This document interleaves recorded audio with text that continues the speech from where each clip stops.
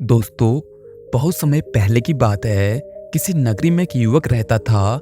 वो युवक नौजवान था और वो अपने जीवन में कुछ बड़ा करना चाहता था। वो अपने जीवन में सफल होना चाहता था, लेकिन उसके मन में न जाने कैसे विचार चल रहे थे। वो कभी सोचता कि मुझे एक व्यापार खड़ा करना है, वो व्यापार इतना बड़ा हो कि मुझे वो अधिक से अधिक धन कमा कर दे। लेकिन उस नौजवान के पास धैर्य की कमी थी, जिस कारण वो डरता था कि यदि मैंने व्यापार शुरू किया और वो व्यापार यदि घाटे में चला गया तो मुझे बहुत बड़ा नुकसान झेलना पड़ेगा। मेरी सारी जमा की हुई पूंजी डूब जाएगी और मैं सड़क पर आ जाऊंगा। जिस कारण वो बहुत डरता रहता और यह डर उसका पीछा छोड़ने का नाम ही नहीं ले रहा था। उस व्यक्ति का एक मित्र भी था जिसने उससे कहा था, यदि तुम अच्छी आदतें अपना लो, अच्छी बातें अपना लो, तो तुम्हारे मन का यह डर खत्म हो सकता है और तुम अपने जीवन में आगे की ओर बढ़ सकते हो। लेकिन अब उसके मन में एक सवाल उत्पन्न हो रहा था कि वो कौन सी अच्छी आदतें हैं, वो कौन सी अच्छी बातें हैं जिन्हें मुझे अपने जीवन में अपनाना चाहिए, जिससे मैं अपने जीवन में सफलता को हासिल कर पाऊं, जिससे मैं अपने जीवन में अधिक से अधिक धन कमा पाऊं। और दूसरी तरफ उसके मन में हमेशा नकारात्मक विचार रहते थे, जिस कारण वो बहुत परेशान रहता, बहुत चिंतित रहता और हमेशा उदास रहता। उसे यह सब समझ में नहीं आ रहा था कि वो क्या करे, किस तरह से अपने इन सवालों का जवाब ढूंढे, किस तरह से वो अपने आप को इन परिस्थितियों से बाहर निकाले। तभी एक दिन उसे एक बौद्ध भिक्षु के बारे में पता चला। वह बौद्ध भिक्षु के पास पहुंचा, उन्हें प्रणाम किया और फिर उसने अपने मन की सारी बातें उन बौद्ध भिक्षु को बता दी। वो बौद्ध भिक्षु बहुत ही ज्ञानी थे। उन्होंने उस व्यक्ति के मन की व्यथा समझ ली। उन्होंने बहुत ही शांतिपूर्वक उसकी सारी बातें सुनी और उसके बाद उन्होंने कहना शुरू किया। वो बौद्ध भिक्षु उस व्यक्ति से कहते हैं, हम मनुष्य जब नौजवान होते हैं तो हमारे मन में तरह तरह के विचार होते हैं। हम तरह तरह की सफलताओं को पाना चाहते हैं। हम चाहते हैं कि हम यह कर ले, हम वो कर लें, हम इसमें सफल हो जाएं, हम उसमें सफल हो जाएं। लेकिन हम किसी एक चीज की तरफ ध्यान केंद्रित नहीं कर पाते। हम यह नहीं समझ पाते कि हमें कहाँ जाना चाहिए और हमें किस तरह से आगे बढ़ना चाहिए, जिस कारण अधिकांश लोग अपने मार्ग पर आगे की ओर बढ़ नहीं पाते। और इसी कारणवश अधिकांश लोग अपने जीवन में असफलता का मुख देखते हैं। वो अपने जीवन में लगातार असफलता झेलते रहते हैं और वो अपने जीवन में कभी भी सफल नहीं हो पाते। तभी आगे वो बौद्ध भिक्षु उस युवक से कहते हैं, बनते, मान लो कि तुम्हारी मृत्यु आज ही होनी है और तुम्हारे पास खोने के लिए कुछ भी नहीं बचा, तो तुम क्या करोगे? बौद्ध भिक्षु की यह बात सुनकर वह युवक स्तब्ध रह गया। उसे कुछ भी समझ में नहीं आ रहा था कि वो उन बौद्ध भिक्षु के प्रश्न का क्या जवाब दे। तभी वो बौद्ध भिक्षु उस युवक से कहते हैं, मान लो कि तुम्हारी मृत्यु आज होनी है और तुम्हारे पास खोने के लिए कुछ नहीं है, तो तुम्हें किस बात का डर है? तुम जो चाहो वो कर सकते हो। तुम अपने जीवन में जो पाना चाहते हो उसकी ओर आगे बढ़ सकते हो, क्योंकि वैसे भी तुम्हारे पास खोने के लिए कुछ नहीं है। तो ऐसे में तुम अपने सपनों को पूरा करने के पीछे क्यों हटते हो? यही कारण है कि अधिकांश लोग अपने सपनों को पूरा करने में असफल हो जाते हैं, क्योंकि उन्हें लंबे समय तक इसी तरह से कार्य करने की क्षमता नहीं होती। क्योंकि अधिकांश तो लोग अपने जीवन के कई साल इसी तरह बर्बाद कर देते हैं। वो जब कोई नया व्यापार शुरू करते हैं तो उन्हें हफ्ते में 7 से 18 घंटे काम करना होता है। लेकिन अधिकांश लोग तो ऐसा करने में असफल होते हैं क्योंकि उनके पास इतना धैर्य नहीं होता। वो चाहते हैं कि उनका व्यापार तुरंत बड़ा हो जाए और उनके पास तुरंत अधिक से अधिक धन आने लगे। लेकिन यदि तुम अपने व्यापार को इतना बड़ा करना चाहते हो तो तुम चाहते हो कि तुम्हारे पास अत्यधिक धन आए, तुम अधिक पैसा कमाना चाहते हो, तो तुम्हें उतनी मेहनत भी करनी होगी, तुम्हें उसके लिए उसकी कीमत भी चुकानी होगी।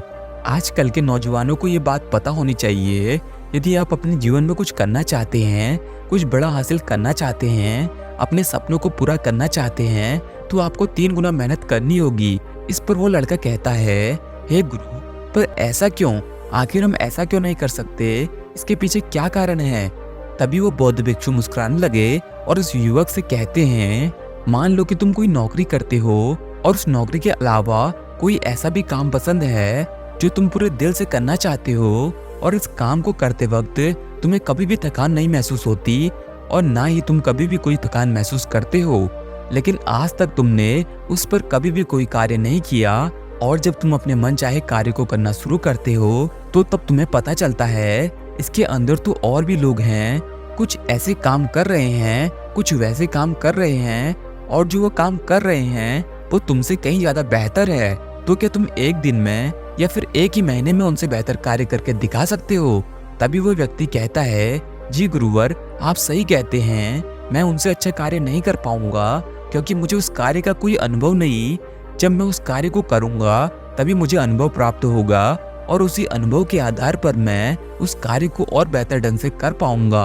दोस्तों, जैसे कि आप लोगों ने देखा होगा, आजकल इंटरनेट का समय है, और ऐसे में यदि मान लीजिए कि आप किसी बैंक में नौकरी करते हैं और उसी के साथ आपको लिखना भी बहुत पसंद है, और ऐसे में आप चाहते हैं कि जहाँ पर आप अपना खुद का एक ऑनलाइन ब्लॉग शुरू करें, जहाँ पर आपको काम करके खुशी मिले, जहाँ पर काम करना आपको बोझ ना लगे। लेकिन जब आप यहाँ पर काम करना शुरू करते हैं तो धीरे धीरे समय के साथ आपको पता चलता है कि जहाँ पर आप काम कर रहे हैं वहाँ पर आपको कोई नहीं जानता, और वहाँ पर आपके जैसे कई सारे अनगिनत लोग हैं जो पहले से ही इस पर कार्य करना शुरू कर चुके हैं। अगर आप वहाँ पर बहुत सारे लोगों को देखेंगे और उन्हें काम करता हुआ देखेंगे, आप जरूर हारा हुआ महसूस करेंगे। ऐसे समय पर आप असफल महसूस करेंगे, लेकिन ऐसे समय पर आपको हारना नहीं है, बल्कि अपने आप को और भी ज्यादा ताकतवर बनाना है। आपको अपना मनचाहा कार्य करने के लिए, अर्थात वो लिखने का कार्य करने के लिए आपको खुद ही अपने आप को हिम्मत देनी होगी, अपने आप से ही मदद मांगनी होगी, लोगों से सीखना होगा, लोगों के कार्य को देखकर समझना होगा, और ऐसे तमाम कार्य जो दूसरे लोग कर रहे हैं उस पर भी ध्यान देना होगा, ताकि आप भी अपने कार्य में वृद्धि कर सकें, उनसे सीखकर अपने कार्य में बदलाव ला सके, अपने कार्य को बेहतर बना सके। इसका सीधा और साफ अर्थ यह हुआ कि जो नौकरी आप कर रहे हैं उससे कहीं ज्यादा, अर्थात 3 गुना अधिक मेहनत आपको अपने मन पसंदीदा कार्य को करने के लिए पूरा करने होंगे। इसमें सबसे बड़ा काल यही होगा, खुद को धक्के खाने के लिए अंदर से प्रेरित करना। और ऐसा मैं आपको डराने के लिए नहीं कह रहा हूँ, क्योंकि यही हकीकत है। जब आप कोई नया कार्य शुरू करते हैं तो ऐसे में आपका साथ कोई नहीं देता, और ऐसे में जरूरी है कि आप अपना खुद का साथ दे, आप अपने आप को अंदर से प्रेरित रखें, ताकि आप अपने कार्य की ओर लगातार मेहनत कर सके, अपने कार्य को और बेहतर बना सके। तो वास्तविकता तो यही है, आपके विचार और आपकी प्रतिभा से कोई लेना देना नहीं है। उन्हें इन बातों से कोई फर्क नहीं पड़ता कि आप क्या कर रहे हैं और आप क्या करने वाले हैं। इसलिए जरूरी यह है, यदि आप अपने जीवन में सफल होना चाहते हैं और आप अपनी ऐसी जगह बनाना चाहते हैं, तो आपको एड़ी से लेकर चोटी तक का जोर लगाना पड़ेगा। और यही आपकी जिम्मेदारी भी है कि आप अपने आप को अंदर से जिंदा रखो, अंदर से प्रेरित करो और अपने सपनों को सच करके दिखाओ। आगे वो बौद्ध भिक्षु उस युवक से कहते हैं, हम नौजवानों को यह बात बहुत जल्दी समझ लेनी चाहिए कि जब हम किसी कारण से लंबे समय तक परेशान होते हैं तो उसका कारण हमारे अंदर छुपा डर होता है। जब हम किसी से नफरत करते हैं तो उसका कारण भी हमारे अंदर ही होता है। नफरत का कारण गुस्सा और गुस्से का कारण डर होता है, क्योंकि हम हमेशा चाहते हैं कि हम दूसरों से आगे रहें, और ये डर हमारे अंदर हमेशा बना रहता है। और इस डर का कारण होता है जुड़ाव। और ये जो नकारात्मक विचार हैं, ये जो नकारात्मक सोच है, ये जो नकारात्मक भाव हैं, ये दूसरों को नहीं बल्कि हम पर ही बुरा असर डालती है, और ये हमें ही नुकसान पहुंचाते हैं। इसलिए आप भी अपने अंदर बार बार गुस्सा या डर महसूस करते हैं तो आपको आज से जागरूक हो जाना चाहिए, क्योंकि आपको आपके भीतर काम करने की आवश्यकता है। क्योंकि गुस्से के पीछे का छुपा हुआ ये जो डर है, ये लोहे में लगे हुए जंग की भांति है, और ये जंग धीरे धीरे करके लोहे को सड़ा देता है। ठीक उसी प्रकार ये डर भी अंदर ही अंदर खोखला बनाता चला जाता है, और हम कभी भी अपनी जिम्मेदारियां लेने के लिए आगे नहीं बढ़ पाते। हम अपनी जिम्मेदारी लेने से डरते हैं, और हम नौजवान हर चीज का दोष दूसरों पर डालना चाहते हैं, फिर चाहे वो हमारे माता पिता ही क्यों ना हो, या फिर हमारे मित्र या हमारे सगे संबंधी ही क्यों ना हो। हम किसी को भी दोष देने से पीछे नहीं हटते, लेकिन वास्तविक तौर पर यह तो बस एक डर है, और आप इस डर को स्वीकारना नहीं चाहते। आप यह नहीं जानना चाहते कि मुझ में कमी है जो आगे बढ़कर एक विशाल रूप ले लेती है। जैसे यदि आप आज किसी नौकरी के लिए तैयारी कर रहे हैं और आपको ये डर है कि वो नौकरी मुझे ना मिली तो क्या होगा। वास्तविक तौर पर हमें इस डर से कैसे निपटना है। हर डर के पीछे एक जुड़ाव होता है। जुड़ाव से मतलब यह है कि ऐसा ना हुआ तो क्या होगा, यदि वैसा ना हुआ तो क्या होगा, और यह डर किसी भी चीज़ से हो सकता है, हमारे शरीर से जुड़ा हो सकता है, हमारे लक्ष्य से जुड़ा हो सकता है, हमारे सपनों से जुड़ा हो सकता है। और इससे निपटने का तरीका बड़ा ही साधारण और सरल है, और वो है जागरूकता। और जब आप यह महसूस करने लग जाते हैं कि ये डर कुछ नहीं है, बस एक विचार है जो हमारे मन में आता है और चला जाता है, इसके अलावा यह कुछ नहीं है, इसमें कोई सच्चाई नहीं है, तब यह कमजोर पड़ने लगता है। और आप चाहें तो सचेतन होकर, जागरूक होकर निरंतर कार्य करते हुए इस डर से बाहर निकल सकते हैं, क्योंकि ये जुड़ाव केवल हमारे लक्ष्यों से जुड़ा होता है। लेकिन यदि हम अपने लक्ष्य पर ध्यान न देकर प्रक्रिया पर ध्यान दें, अर्थात अपनी मंजिल पर ध्यान न देकर मंजिल की राहों पर ध्यान दें, तो हमारा मन शांत हो जाएगा। इसलिए कार्यों पर और प्रक्रिया पर ध्यान लगाने से जुड़ाव पैदा नहीं होता, और जब जुड़ाव नहीं होता तो हमारे मन में डर भी उत्पन्न नहीं हो पाता। इसलिए हमें अपने कार्यों पर मन लगाना चाहिए, अपने कार्य की प्रक्रिया पर मन लगाना चाहिए, उस पर ध्यान लगाना चाहिए। जब आप ऐसा करने में सफल हो जाते हैं तो फिर डर, नफरत जैसी चीजें आपको परेशान नहीं कर सकती। आगे वो बौद्ध भिक्षु उस युवक को तीसरी आदत बताते हुए कहते हैं, हम नौजवानों को हमेशा यह सीखना चाहिए कि सबसे अच्छा निवेश क्या है, और उसे सीखने के बाद उसे आपने अपने जीवन में उतार लिया तो आप एक अच्छे निवेशी बन जाएंगे। दोस्तों, आपने यह भी सुना होगा कि आए दिन हर कोई आपसे यह जरूर कहता होगा कि आजकल कुछ अच्छा नहीं हो रहा, मेरा जीवन कुछ अच्छा नहीं चल रहा, सब कुछ गड़बड़ ही है, मैं फंसा हुआ हूँ। तो बड़ी साधारण से देखने वाली बात यह है कि जो समय आपके पास है उस समय का उपयोग करो। खाना पीना, सोना और उसके साथ व्यायाम, इन तीनों क्षेत्रों में एक नई आदत सीख लो। यह नई आदतें न केवल आपको ऐसी परिस्थिति में गति प्रदान करेंगी, बल्कि आपको इन परिस्थितियों से बाहर निकालने में भी आपकी मदद करेंगी। और ये जो आदतें हैं, आने वाले भविष्य में न केवल आपके निजी बल्कि आपके पेशेवर जीवन में भी आपकी बहुत मदद करेंगी। इससे आपको बहुत फायदा होगा। आगे वो बौद्ध भिक्षु उस युवक को अगली बात बताते हुए कहते हैं, हमेशा हंसते रहो।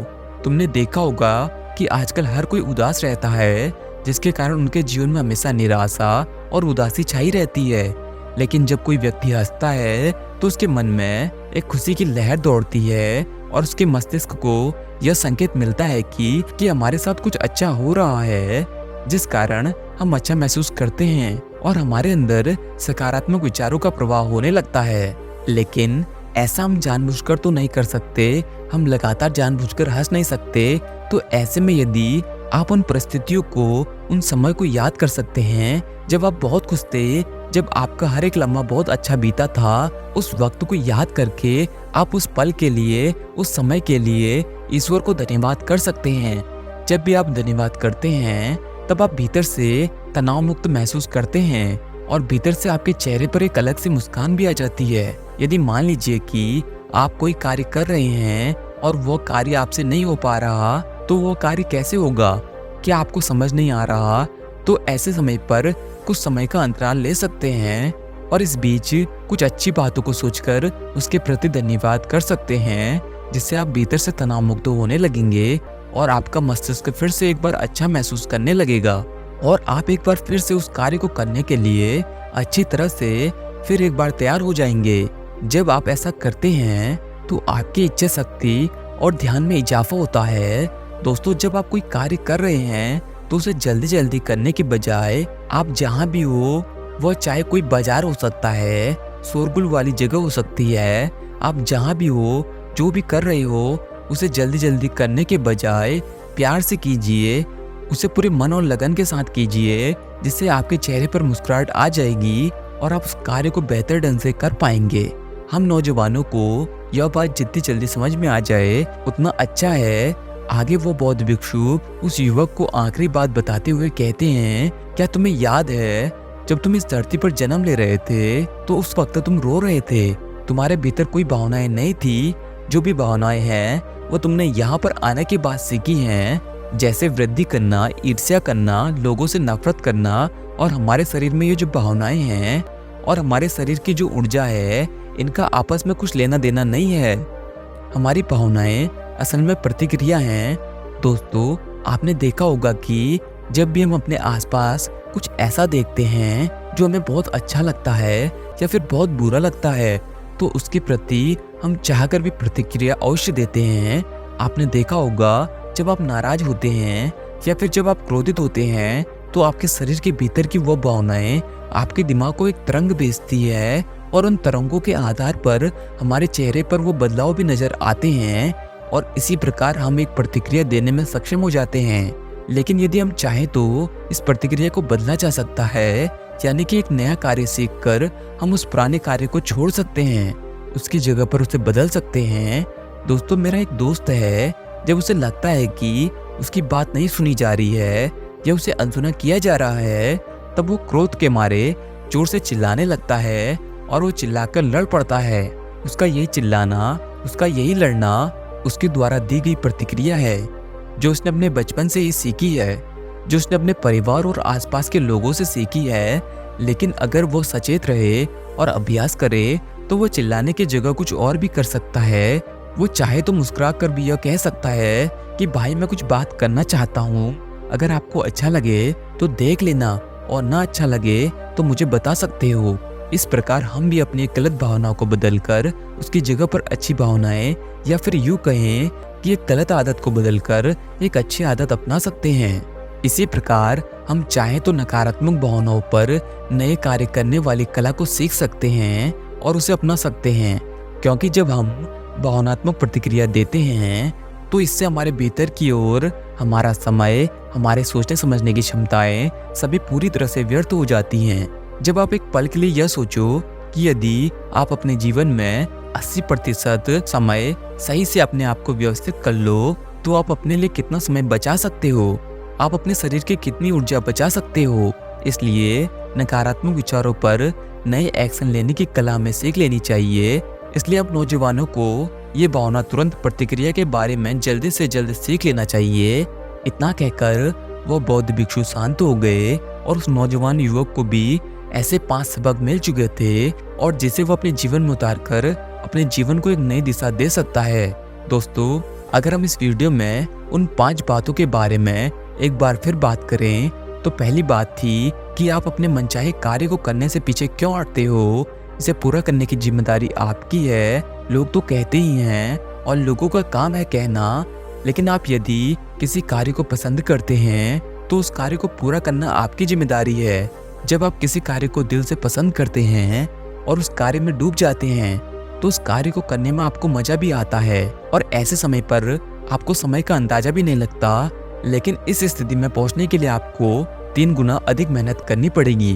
दूसरी बात जो हमने सीखी थी, अगर आपसे कोई नफरत करता है या आप किसी से नफरत करते हैं तो उसका कारण आपके अंदर छिपा हुआ है और इसका कारण है गुस्सा, गुस्से का कारण है डर और डर का कारण है जुड़ाव। नफरत के पीछे जो डर है वो जिंदगी के हर कोने में फैलकर आपको कोई कार्य कायदे से नहीं करने देता। इसलिए अपने डर को अहमियत मत दो, क्योंकि आप उस डर को आसानी से खत्म कर सकते हो, उस जुड़ाव को आसानी से खत्म कर सकते हो। तीसरी बात जो हमने इस वीडियो में सीखी कि आपकी हर एक अच्छी आदत आपको जिंदगी में कितना रिटर्न निकाल कर देती है, इसका आपको कोई भी अंदाजा नहीं है। अगर आप कहीं पर फंसे हुए हैं, आप अभी भी फंसा हुआ महसूस कर रहे हैं, तो आपको खाना पीना और व्यायाम करना, ये 3 आदतें आपको उन परिस्थितियों से बाहर निकाल सकती है और आपके जीवन को बेहतर बना सकती है, जिससे न केवल आपके जीवन को गति मिलेगी बल्कि आपके जीवन पर भी बहुत अच्छा असर पड़ेगा। आगे चौथी बात जो हमने इस कहानी से सीखी कि हमेशा हंसते रहो। सफलता के पहले खुशी आती है, क्योंकि जब दिमाग खुशी महसूस करता है तो इच्छा शक्ति जैसी खूबियां आपके भीतर पड़ने लगती है। एक छोटी सी मुस्कुराहट हमारे मस्तिष्क को यह संदेश देती है कि आज मैं बहुत अच्छा महसूस कर रहा हूँ और आज का दिन बहुत अच्छा है। लेकिन इसके लिए आप जबरन मुस्कुराने की आदत नहीं डाल सकते, लेकिन उन आदतों को सीख सकते हैं जो आपके चेहरे पर मुस्कुराहट ला दे। असली और नकली मुस्कुराहट एक काम तो करती है, लेकिन धन्यवाद और अच्छा साहित्य पढ़ना, ये छोटी छोटी चीजें आपकी जिंदगी में बहुत प्रभाव डालती हैं। और इस वीडियो में हमने जो आखिरी बात सीखी है वो है भावनाएं। भावनाएं असल में प्रतिक्रिया हैं और इन पर हम जितनी जल्दी काबू पा लेंगे ये हमारे लिए उतना ही अच्छा है, क्योंकि कोई भी बच्चा या कोई भी व्यक्ति जब पैदा होता है तो वो गुस्सा या फिर नाराज नहीं होता, वो केवल रोता है, क्योंकि उसके अंदर कोई भावनाएं नहीं होती। भावनाएं तो हम यहाँ पर आकर सीखते हैं। यदि आप अधिकतर नकारात्मक हैं तो आपका समय, आपके विचार, आपकी ऊर्जा, इन सब का नुकसान आपको झेलना पड़ सकता है। इसलिए आप अपने नकारात्मक विचारों को काबू में करना सीखें और उसे एक नए और अच्छे विचार से बदलना सीखें। इसे आपको जल्दी से जल्दी सीख लेना चाहिए।